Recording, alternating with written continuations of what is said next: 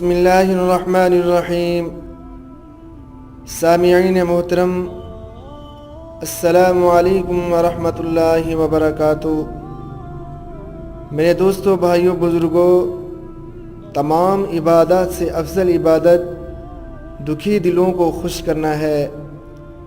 میرے دوستوں، اللہ رب العزت کا ایک نیک بندہ حج بیت اللہ کی سعادت کے لیے اس شان سے روانہ ہوا کہ ہر قدم پر 2 رکعت نماز ادا کرتا تھا۔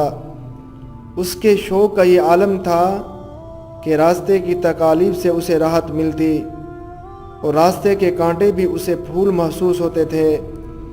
وہ نیک شخص اپنے اسی شوق اور جذب و مستی کی کیفیت میں سفر کر رہا تھا کہ اس کے دل میں خیال پیدا ہوا کہ شاید میں واحد ہی شخص ہوں جو اس طرح سفر کر رہا ہوں، اور ایسا سفر آج تک کسی نے نہ کیا ہوگا۔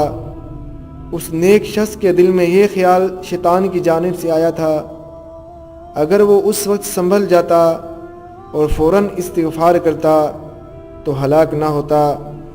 میرے دوستو، اس سے یہ کہنا چاہیے تھا کہ مجھ پر اللہ رب العزت کا فضل ہے جو اس نے مجھے اس نعمت سے سرفراز کیا ہے۔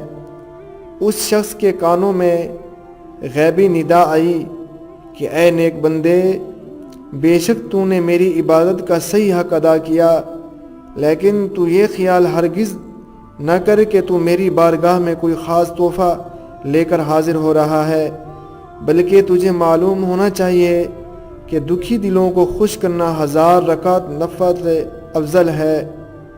یعنی کہ دکھی دلوں کو خوش کرنا 1000 رکعت نماز سے افضل ہے، اور اگر کوئی دکھی دل تیری وجہ سے خوش ہو جاتا ہے تو یہ تیری اس تمام عبادات سے افضل ہے۔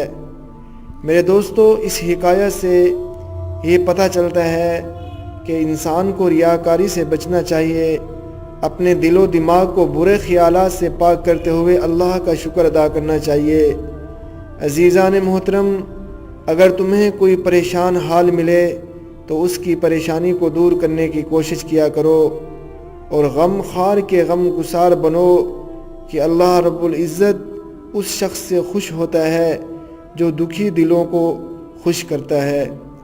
میرے دوستو، دعا ہے کہ اللہ رب العزت ہم سب کو اس پر عمل کرنے کی توفیق عطا فرمائے۔ آمین۔